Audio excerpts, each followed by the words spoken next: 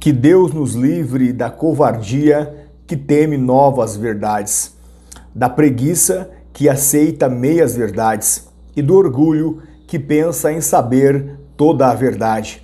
Eu sou o pastor Marcelino Silvério e você é muito bem-vindo à nossa terceira aula de hermenêutica, a ciência da interpretação. Que bom ter você por aqui. Se você é novo nesse canal, não se esqueça de se inscrever, deixar o seu like, ativar o sininho das notificações para que você possa ser lembrado todas as vezes que nós postarmos uma nova videoaulas. Amém? Eu quero desde já agradecer a todos os meus alunos que estão nos acompanhando, assistindo às nossas videoaulas e fazendo teologia conosco. Maravilha, meus queridos? Se você não tem o nosso material de apoio, me chame agora no número que está na descrição desse vídeo. Vou te enviar todo o nosso material, ok? Está aqui o nosso material, um dos nossos livros, tá? Você poderá receber todo esse material aí no conforto da sua casa. Maravilha, meus queridos? Vamos lá. Hoje nós iremos abordar um tópico muito interessante que eu quero chamar a sua atenção. Como interpretar a Bíblia de forma eficaz usando métodos simples. Vou repetir. Como interpretar a Bíblia de um modo eficaz usando métodos simples. Bom, antes de nós entrarmos aqui na aula de hoje, a hermenêutica é a ciência da interpretação. Ela também é conhecida como uma disciplina filosófica, porque ela usa técnicas de leitura. A hermenêutica, por sua vez, ela também abrange todo o campo da expressão humana. A atenção está cada vez mais voltada não apenas para o texto, mas sim para o seu autor. Ler um texto é você dialogar com o seu autor. E esta ciência da interpretação, a hermenêutica, ela é uma das ferramentas mais importantes que um pregador, orador, educador cristão, um professor de escola bíblica dominical deve conhecer, porque ela aborda princípios fundamentais e importantes da interpretação do texto bíblico. Lembrando também que a hermenêutica, ela não só interpreta os textos sacros, ou seja, a Bíblia, ela interpreta toda a obra literária. Então, o campo da hermenêutica ou o campo hermenêutico é muito expansivo. Maravilha? Nós falamos também da hermenêutica, da divisão da hermenêutica, a geral e a específica. Como eu acabei de dizer, a hermenêutica geral, ela interpreta toda a obra escrita, toda a obra literária. E a específica, ela se detém nos textos sagrados. E é a hermenêutica específica que nós estamos estudando aqui nas nossas aulas, tá certo? Bom, hoje nós iremos falar como interpretar a Bíblia de forma eficaz usando métodos simples. Primeiro, leia o contexto. Nós falamos várias vezes sobre esse ponto, sobre esse tópico. Leia o contexto. Texto sem contexto gera pretexto. O texto pode estar um capítulo, um versículo antes ou um capítulo, um versículo posterior. Segundo, faça a pergunta para a própria Bíblia. Faça a pergunta para a própria Bíblia. Todas as vezes que você for ler um texto, você deve fazer pergunta para a Bíblia. O que o autor está querendo dizer com essa expressão, com essa palavra? Qual é a mensagem que este texto quer nos transmitir? O que significa esse termo ou esta palavra? Para quem o autor está endereçando o seu conteúdo, a sua carta, a sua mensagem? Nós precisamos fazer pergunta para a Bíblia. Terceiro ponto, leia o texto ao contrário. Eu ministrei isso na aula presencial ontem, segunda-feira. Leia o texto ao contrário. Eu vou dar aqui um exemplo de como você pode ler o texto ao contrário, tá? Na segunda carta do apóstolo João, capítulo único, versículo 8, 2 João, capítulo único, versículo 8, escrito está: acautelai-vos para não perderdes aquilo que temos realizado, conquistado com esforço, mas para receberdes completo galardão. Vamos ler mais uma vez o que o apóstolo João está dizendo? Acautelai-vos para não perderdes aquilo que temos realizado ou conquistado com muito esforço, mas para receberdes completo galardão. Acautelai-vos, tenha o cuidado, olha por ti mesmo, para que você não venha perder aquilo que você tem conquistado ao longo do caminho, para, no final, receber completo galardão. Como entender esse texto? Simples. Vamos ler o texto ao contrário. E quando falamos de ler o texto ao contrário, não estamos falando de colocar as palavras ao contrário. Não é isso. É nós entendermos a tônica da mensagem, mas de uma forma ao contrário, reformulando, digamos assim, o versículo, o texto. Se nós fôssemos ler o texto ao contrário, nós entenderíamos melhor a tônica da mensagem. Ficaria assim: se não recebemos completo galardão, é porque alguma coisa ao longo do caminho se perdeu. E se alguma coisa ao longo do caminho se perdeu, o único responsável é você. Entendeu como o texto agora ficou claro? Se não recebermos completo galardão, é porque alguma coisa ao longo do caminho se perdeu. E se alguma coisa ao longo do caminho se perdeu, o único responsável é você. Ficou claro agora?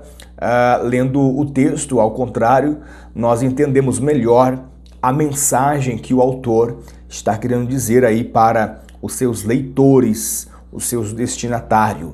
Maravilha! Vamos pegar aqui um outro texto de exemplo de como nós podemos entendê-lo lendo ao contrário.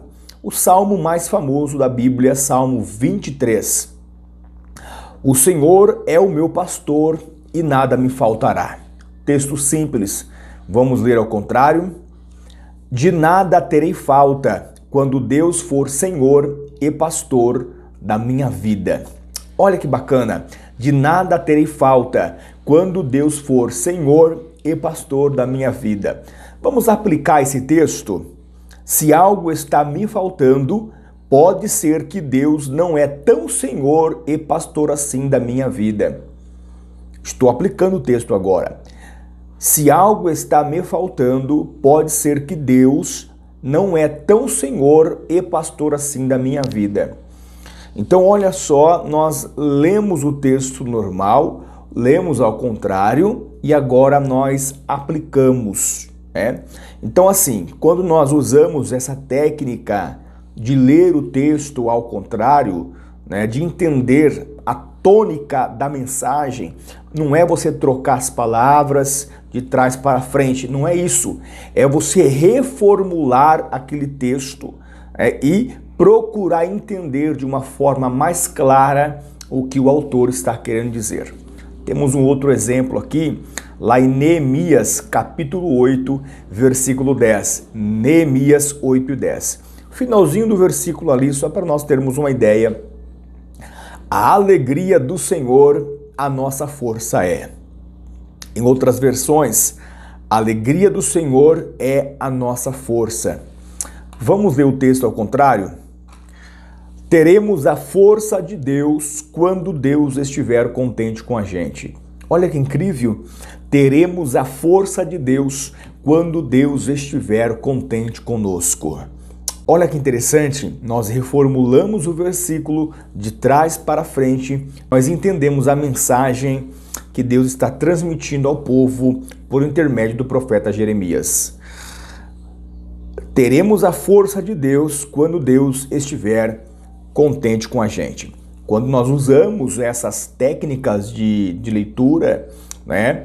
Ler o contexto, fazer pergunta para o texto, ler o texto de trás para frente, ou seja, reformular o texto, nós temos uma melhor compreensão da palavra de Deus, a leitura fica gostosa, dinâmica, divertida e nós temos o melhor entendimento para que nós possamos então apregoarmos, fazermos uma exposição bíblica, ministrarmos um sermão para a igreja e o povo fica edificado, entende a sua mensagem, a sua comunicação melhora e assim você pode edificar vidas através do conhecimento da palavra de Deus. Maravilha, meus queridos! Continuando aqui, você que tem o nosso material de apoio, o nosso livro, a nossa apostila, vá comigo para a página de número 6, lição de número 2. Vamos ver aqui figuras de retórica, ok? Lição de número 2, figura de retórica. Nós iremos explorar em seguida uma série de figuras com seus correspondentes exemplos que precisam ser estudados detidamente e repetidas vezes. Esse conteúdo aqui, esse ponto, esta lição, você precisa estudá-la várias e várias vezes para que você possa ter uma melhor compreensão, tá? Tem palavras difíceis, é claro que você não irá decorá-la, né? De uma hora para outra, demanda tempo, você precisa estar sempre estudando e revendo o assunto. Todavia, porém, se você puder entender esse conteúdo aqui, a sua visão nunca mais será a mesma acerca da Bíblia Sagrada. A sua leitura nunca mais será a mesma. Maravilha? A primeira figura de retórica que nós temos aqui é a metáforas. Antes de nós falarmos aqui sobre esta figura de retórica, a Bíblia Sagrada ela tem algumas linguagens. Ela tem a linguagem figurativa, literal e alegórica. Dentre essas linguagens que a Bíblia possui, que a Bíblia tem, nós iremos encontrar várias figuras de retórica, né? Uma delas é a metáfora. Maravilha? Bom, o que é, afinal de contas, uma metáfora? Esta figura literária afirma que alguma coisa é o que ela representa ou simboliza entre dois objetos ou fatos, caracterizando-se um com o que é próprio do outro. Exemplo, ao dizer Jesus, eu sou a videira verdadeira, Jesus se caracterizou com o que é próprio e essencial da videira, ou seja, pé de uva. E ao dizer aos seus discípulos, vós sois as varas ou os ramos, caracterizou-os com o que é próprio das varas. Ou seja, as varas, os ramos dão frutos. Outro exemplo aqui, Jesus dizendo, eu sou o caminho, eu sou o pão vivo.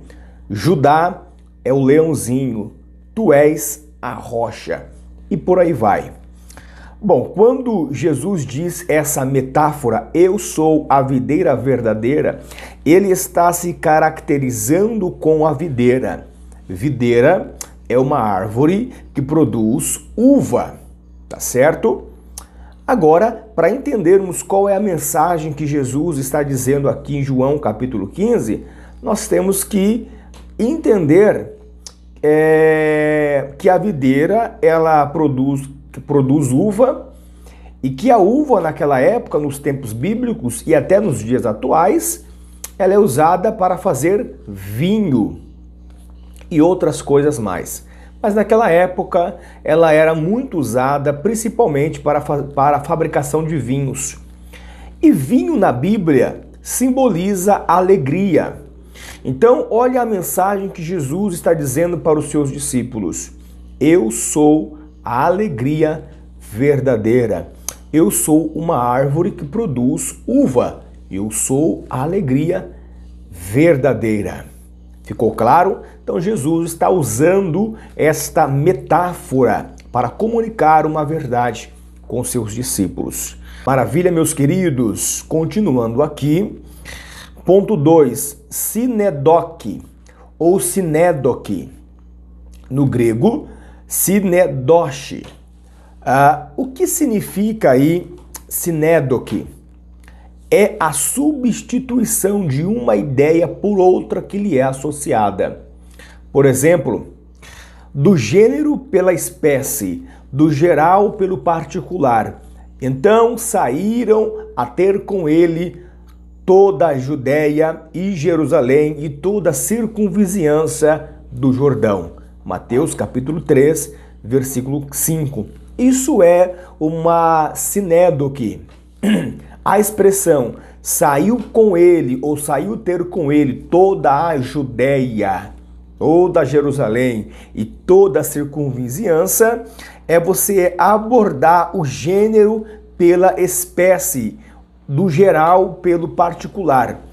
Então, quando o texto diz saiu ter com ele toda a Judéia, está dizendo que os moradores da Judéia, eles foram impactados e eles então resolveram seguir Jesus. Não é que a cidade da Judéia ou a região da Judéia ficou vazia. Não é que a cidade de Jerusalém ficou vazia porque o povo seguiu Jesus. Não é isso. É que a maioria das pessoas que estavam ali em Jerusalém, a circunvizinhança, eles foram impactados pela mensagem de Jesus e passaram então a seguir Jesus. Então essa expressão, saiu ter com ele toda a Judéia, a circunvizinhança, toda a Jerusalém, é tomar a ideia do geral para o particular.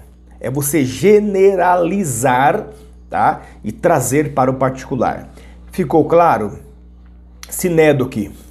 Não se preocupe, porque quando você for ler um texto, se deparar com essa expressão, você lembrará da sinédoque, tá? Tomar o todo pelo particular, o gênero pela espécie, o plural para o singular e vice-versa. Maravilha? Bom, vamos ver aqui o que é uma alegoria, essa figura retórica.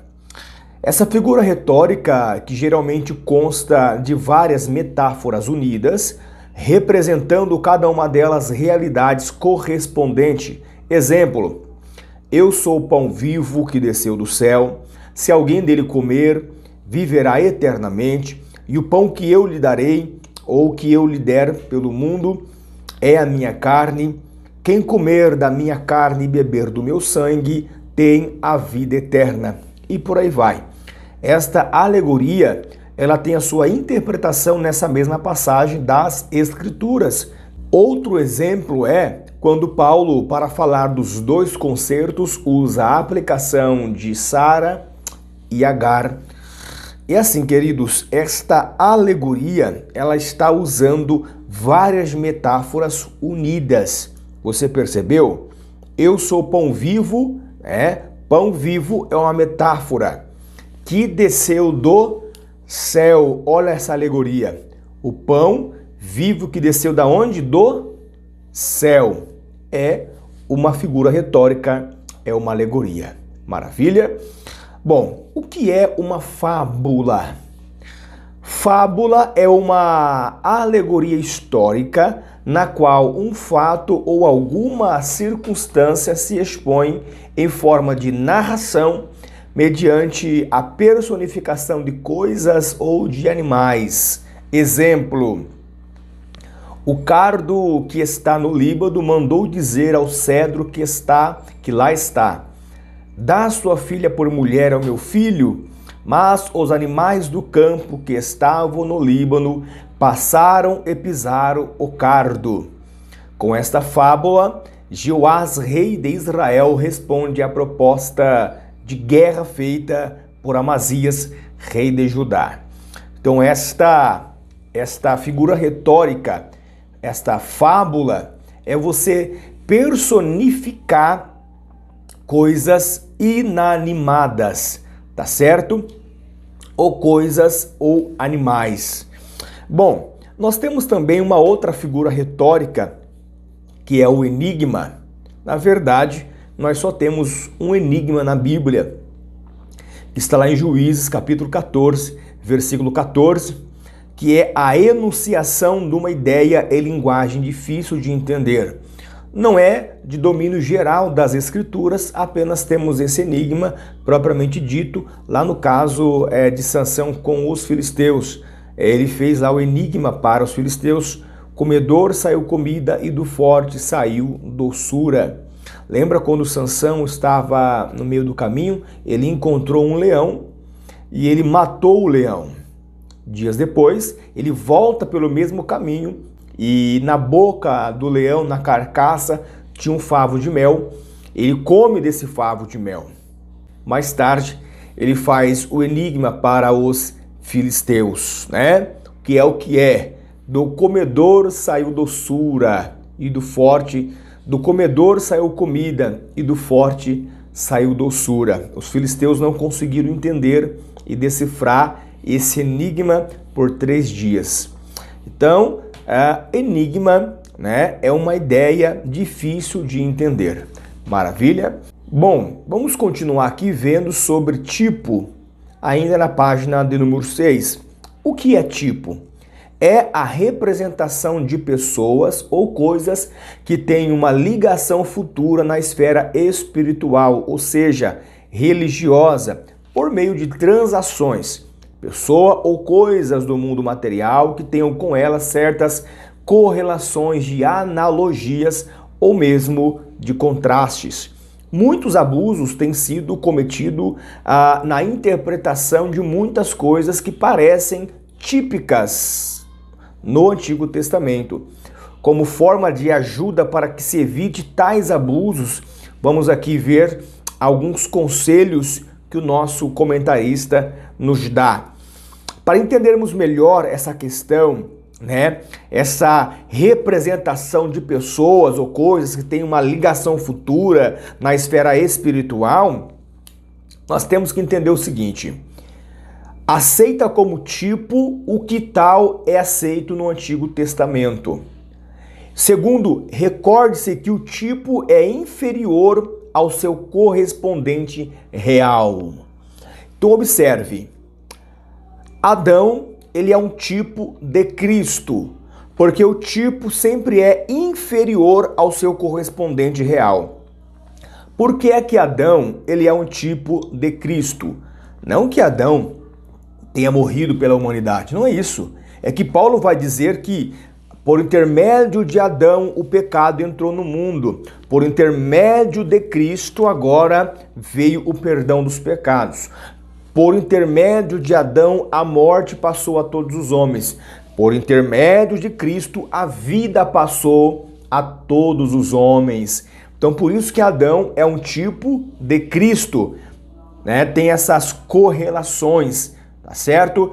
É uma representação de pessoa, tá? Que tem uma ligação futura na esfera espiritual, tá certo? Você quer ver um outro exemplo? Jesus é chamado de o leão da tribo de Judá, enquanto que Pedro compara o diabo em sua fúria devoradora a um leão que ruge procurando a quem possa tragar. Olha só o símbolo do leão, tá? Leão, na sua realeza, ele não é considerado o rei da selva, assim também Jesus é considerado o rei de Judá. O leão, ele não é um animal astuto, ele vem de mansinho para pegar a sua presa, assim também é o diabo, na sua fúria, ele está rodeando a quem possa tragar. Note, porém, que o aspecto do leão que figura o Senhor Jesus é apenas a natureza forte e real do animal.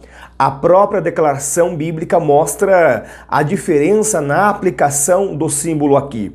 Cristo é chamado de o leão da tribo de Judá, ao passo que o diabo vem como o leão. Maravilha, meus queridos? Então, olha só a simbologia aí do leão. Vamos ver aqui classes de símbolo na página de número 8. Dentre as diferentes classes de símbolo na Bíblia, destacaremos as seguintes. Primeiro, árvores, símbolo da graça de Deus e da vida eterna. Quando Deus preparou um lugar para a habitação do primeiro casal, chamado Jardim do Éden, pôs ali a árvore da vida e a árvore da ciência do bem e do mal. Eram literalmente árvores, mas representavam necessidades espirituais. Adão, por sua vez, não poderia comer da árvore do conhecimento do bem e do mal, mas da árvore da vida, sim, ele deveria comer para ter a vida eterna. Então olha só que esta árvore da vida, ela simboliza a vida eterna. E a árvore do conhecimento do bem e do mal, ela simboliza o pecado. Lá em Apocalipse, capítulo 2, versículo 7, vai dizer o seguinte: ao que vencer, dar-lhe-ei de comer da árvore da vida que está no meio do paraíso. Esta árvore da vida que está no meio do paraíso é um símbolo da eternidade. João capítulo 3, versículo 16 vai dizer o seguinte: e Deus amou o mundo de tal maneira que deu seu Filho unigênito para que todo aquele que nele crê não pereça, mas tenha a vida eterna. Então, a árvore da vida também é um símbolo de Jesus Cristo que nos dá a vida eterna. Quem comer do fruto da árvore da vida terá a vida eterna. Oh, glória a Deus! Então, olha só o símbolo de árvores na Bíblia. Ponto 2. Árvores também simbolizam homens. Jesus Cristo, falando aos falsos profetas, diz: assim, toda a árvore boa produz bons frutos, e toda árvore má produz maus frutos. Toda árvore que não dá bom fruto, corta-se e lança no fogo. Então Jesus, ele pega aí, a árvore para simbolizar os homens. Árvores boas dão bons frutos. Todavia, porém, as árvores que não dão bons frutos, ele corta e lança no fogo. Olha só que interessante, o ponto 3, árvores são símbolos dos que obedecem. Lá em Isaías 61 vai dizer o seguinte: os justos são comparados às árvores, a fim de que se chamem árvores de justiça, plantação do Senhor. Então, quem faz a vontade de Deus é como árvore plantada junto a ribeiros de água, o qual dá o seu fruto na estação própria, suas folhas não caem, e tudo quanto faz prosperará. Salmo 1. Então olha só, árvores simbolizando aqueles que obedecem a Deus. Vamos ver também 3 árvores na Bíblia que representam o povo de Israel. Essas 3 árvores aparecem no Cântico de Abacuque, no capítulo 3, versículo 17 ao versículo 18, quando ele diz: ainda que a figueira não floresça, nem haja fruto na vide, ainda que o produto da oliveira minta e os campos não produzam mantimento, ainda que o rebanho seja exterminado da malhada e nos currais não haja gado, todavia eu me alegrarei no Senhor, exultarei no Deus da minha salvação. Olha, Abacuque apresentando as 3 árvores: a figueira, a oliveira e a videira. Cada uma dessas árvores apresentada por Abacuque, ela representa ou simbolizam privilégios espirituais. Exemplo: a videira é símbolo do privilégio espiritual de Israel. A figueira é símbolo dos privilégios nacionais e a oliveira dos privilégios religiosos. Cada uma dessas árvores, elas simbolizam aí um privilégio aí para o povo de Israel. Por exemplo, a figueira. O figo era o fruto importante nos tempos bíblicos. As figueiras são árvores de crescimento demorado, produzindo frutos durante quase 10 meses por ano. Suas folhas são grandes e serviam para embrulhar objetos. A árvore que Zaqueu subiu também era uma figueira. Jesus vai dizer o seguinte: aprendei, pois, da figueira a sua parábola. Quando já o seu tempo se torna tenro e brota as folhas, sabeis que está próximo o verão. Igualmente, quando virdes todas essas coisas, sabeis que está próximo. Em verdade vos digo que não passará esta geração sem que todas essas coisas se aconteçam. Passará os céus e a terra, mas as minhas palavras não hão de passar. Jesus está falando da figueira. No ano 70, quando o imperador Tito destrói Jerusalém, a figueira ela é destruída. Todavia, porém, como a palavra de Jesus não cai por terra, em 1948, a figueira tornou a brotar com a proclamação do Estado de Israel pela ONU. E nós temos a honra, de falarmos de um brasileiro que deu o voto Minerva para que Israel se tornasse um Estado. O seu nome é Oswaldo Aranha. É isso mesmo, Oswaldo Aranha, um brasileiro, foi ele que deu o voto Minerva para que Israel se tornasse um Estado em 1948. A figueira, então, ela brotou. Por isso que o Brasil é um país abençoado. O Brasil contribuiu para que Israel, para que a figueira brotasse novamente em 1948, cumprindo assim a profecia de Jesus. Brasil é um país abençoado, porque quem abençoa a figueira, quem abençoa a Israel, quem abençoa Abraão será abençoado. Oh, glória a Deus! Então olha só, irmão, a figueira brotou, aleluia. A oliveira, uma das maiores culturas de árvores do antigo Israel. Parte da azeitona era comida em salmoura, mas a maior parte dela era levada em cesto para ser prensada, onde era extraído o precioso azeite, que muitas das vezes serviam para fins medicinais, A oliveira pode viver centenas de anos, sua madeira pode ser esculpida e polida, servindo em obras ornamentais, como no próprio templo de Salomão. A oliveira, como símbolo de Israel, vem na parábola apresentada por Paulo em Romanos. Os judeus são a boa oliveira, os gentios a mal oliveira ou a oliveira brava. Nós fomos enxertados na oliveira, como zambuzeiro bravo. Então olha só, a oliveira também simbolizando aí o povo de Israel. Queridos, essas árvores têm uma simbologia tremenda na Bíblia Sagrada e eu amo falar dessas árvores. Vamos voltar um pouquinho, falar aí da videira, dessa árvore que produz uva. Todo bom judeu, ele tem no fundo da sua casa uma parreira de uva, uma parreira de videira.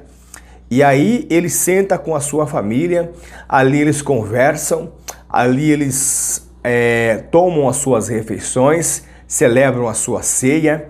Então a videira, a vide, é símbolo de comunhão, frutificação. Então olha só, a videira tendo esse símbolo muito forte na cultura judaica, tá certo?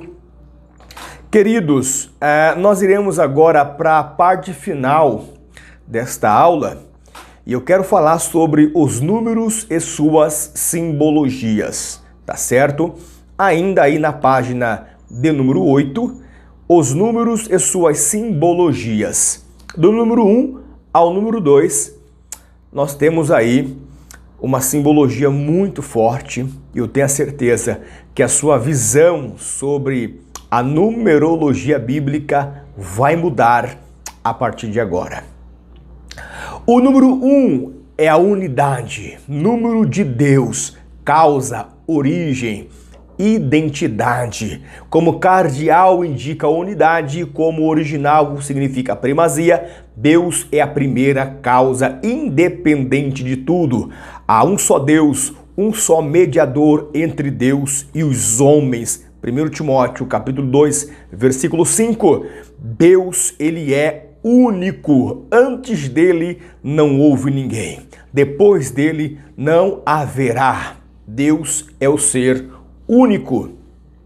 Número 2, divisão, contraste, dependência.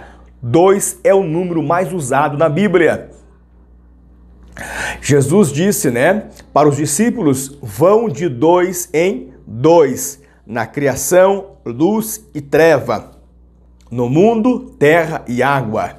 No tempo, dia e noite. Na eternidade, salvos e perdidos. Jesus mandou os discípulos irem de 2 em 2, como eu acabei de dizer. O número 3, número de Deus, plenitude da unidade. O número 3 reúne as experiências da vida, princípio, meio e fim. Pai, mãe e filho, céu, terra e mar. Manhã, meio-dia e tarde.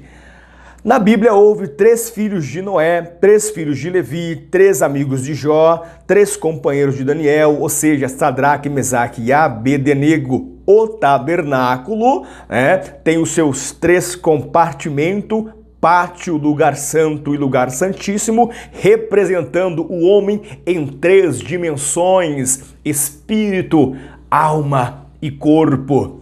Olha aí o número 3 em evidência. O número 4, por sua vez, é o número do governo do mundo. Há 4 dimensões, há 4 pontos cardeais, há 4 ventos. Na visão de Zacarias, 4 cavaleiros, 4 ferreiros, 4 chifres, 4 carros. Em Apocalipse, os 4 cavaleiros, Cavalo preto, cavalo branco, cavalo amarelo e cavalo vermelho. Número 4 em evidência. O número 5, por sua vez, representa a graça de Deus protegendo o seu povo. Pode significar também a oportunidade para perceber o mundo exterior. Deus nos deu 5 sentidos. As mãos e os pés, cada um tem 5 dedos. O primeiro dos servos da parábola do talento recebeu 5 talentos para negociar com ele. Pode representar também oportunidade perdida. O rico tinha 5 irmãos. O rico tinha 5 irmãos e quando estava na condenação desejava evangelizá-lo. Não foi possível. A oportunidade tinha passado. O número 6, por sua vez, é o número do homem. Está relacionado com o trabalho. 6 dias trabalhará. Êxodo 30, versículo 9. O mundo foi criado em 6 dias. O homem foi criado no 6º dia. Por mais que o homem se esforce, nunca chegará na perfeição, que é o número 7. O gigante Golias tinha 6 côvados de altura. Você sabe o que é um côvado? Um côvado é a medida do cotovelo. Isso aqui é um côvado, tá? A estátua de Nabucodonosor tinha 60 côvados de altura e 6 de largura. Golias, também tinha aí os seus 6 côvados de altura e sua lança pesava 600 ciclos de ferro. Então o número 6 é o número do homem.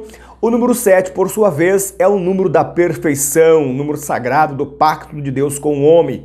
3 é o número de Deus. 4, o número do mundo. O pacto de Deus veio por Jesus. Número 3, o número de Deus. Número 4, o número do mundo. Da 7, o número da perfeição. Só no livro de Gênesis tem mais de 50 vezes o número 7. E no Apocalipse, mais de 40 vezes o número 7. O 8, por sua vez, é entendido como 7 mais 1, é o número do Senhor que simboliza a ressurreição. A ressurreição de Jesus foi no primeiro dia da semana, cumprindo o simbolismo aí da oferta das primícias, que era o dia seguinte do sábado, ou seja, domingo. Depois do 7º dia da lei, vem então o 8º da graça. O número 9, este número é o último dos dígitos marca o fim ou a conclusão de todas as coisas. É o relacionamento com o julgamento do homem e das suas obras. Jesus usou o 9 sobre os negligentes, curou 10 leprosos, só um voltou para agradecer, os outros 9 não voltaram. Número 10, por sua vez, é o número da perfeição divina, da plenitude humana. Maravilha, as 10 pragas, os 10 mandamentos e por aí vai. O número 11, por sua vez, se 10 é a perfeição na ordem divina, 11 é o acréscimo, tá? Vamos continuando aqui. O número 12 também tem uma simbologia muito forte na Bíblia. Número do povo de Deus, administração do governo de Deus. No mundo natural, os 12 meses do ano, as 12 horas do dia, na organização religiosa, as 12 tribos de Israel, o povo de Deus no Antigo Testamento, os 12 apóstolos no Novo Testamento. Em Apocalipse, a Nova Jerusalém tinha 12 muros, 12 portas. Tem 12 muros, 12 portas, 12 anjos, os 12 nomes das 12 tribos de Israel. O muro tinha 12 fundamentos com o nome dos 12 apóstolos. As portas tinham 12 pérolas. A cidade foi medida até 12.000 estádios. A árvore da vida produz 12 frutos de acordo com 12 meses do ano. Queridos, esta foi a numerologia bíblica e esta foi a aula de hoje. Que Deus te abençoe grandemente. Estude a Bíblia com este filtro, com esta luneta, com esse óculos hermenêutico e nunca mais você interpretará a Bíblia da mesma forma. Eu tenho a certeza que a sua visão bíblica agora será diferente. Quando você lê a Bíblia, você se deparar com esses números, então você entenderá a simbologia de cada um deles. Sua mensagem mudará, a sua exposição bíblica também mudará. E eu tenho a certeza que através do conhecimento você abençoará e edificará muitas vidas com a palavra de Deus. Que Deus vos abençoe e lembre-se, eu sempre estarei aqui para ministrar para vocês videoaulas que com certeza irão edificar as vossas vidas. Deixe o seu like, seu joinha, se inscreva no nosso canal, compartilhe. Espero você na próxima aula, querendo Deus. Um abraço.